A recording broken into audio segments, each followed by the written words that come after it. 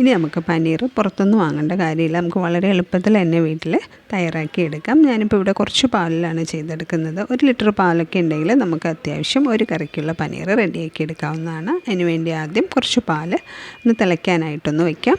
അത്യാവശ്യം നന്നായിട്ടൊന്ന് ചൂടായി വരുമ്പോൾ ഫ്ലെയിം ഓഫ് ചെയ്ത് കൊടുത്ത് കുറച്ച് വിനാഗിരി ഒഴിച്ചതൊന്ന് പിരിച്ചെടുക്കണം. അല്ലെങ്കിൽ നാരങ്ങ നീരാണേലും ചേർത്ത് കൊടുക്കാവുന്നതാണ്. ഇപ്പം അത്യാവശ്യം നന്നായിട്ട് തന്നെ പിരിഞ്ഞ് വന്നിട്ടുണ്ട്. ഇനി നമുക്കിതൊരു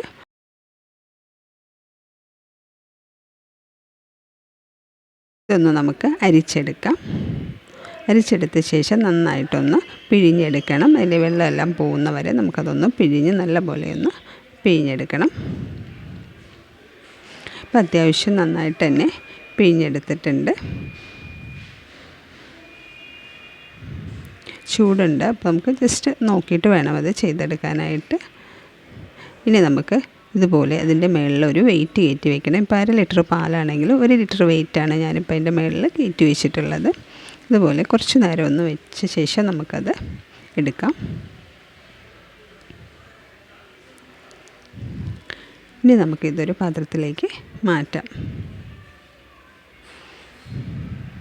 കുറച്ച് പാൽ വെച്ചാണ് ഞാനിപ്പോൾ ഇവിടെ ചെയ്തിട്ടുള്ളത്. ഇനി നമുക്കതൊരു പ്ലേറ്റിലേക്ക് ഇട്ട് കൊടുത്ത് ജസ്റ്റ് സൈഡെല്ലാം ഒന്ന് കട്ട് ചെയ്ത് മാറ്റി നമുക്ക് കറക്റ്റ് ഷേപ്പിലൊന്ന് കട്ട് ചെയ്തെടുക്കാം. വളരെ എളുപ്പത്തിൽ ഈസി ആയിട്ട് നമുക്ക് തയ്യാറാക്കിയെടുക്കാവുന്നതാണ്.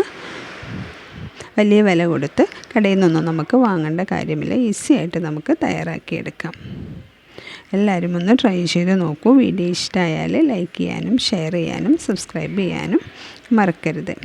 കറക്റ്റ് ഷേപ്പിൽ നമുക്കൊന്ന് കട്ട് ചെയ്തെടുക്കാം. 1 ലിറ്റർ പാലൊക്കെ ഉണ്ടെങ്കിൽ അത്യാവശ്യം നല്ലപോലെ തന്നെ നമുക്ക് പനീർ റെഡിയാക്കി എടുക്കാൻ പറ്റും.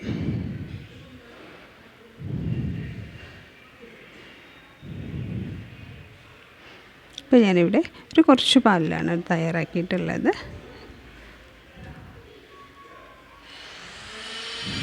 എല്ലാവരും ഒന്ന് ട്രൈ ചെയ്ത് നോക്കും.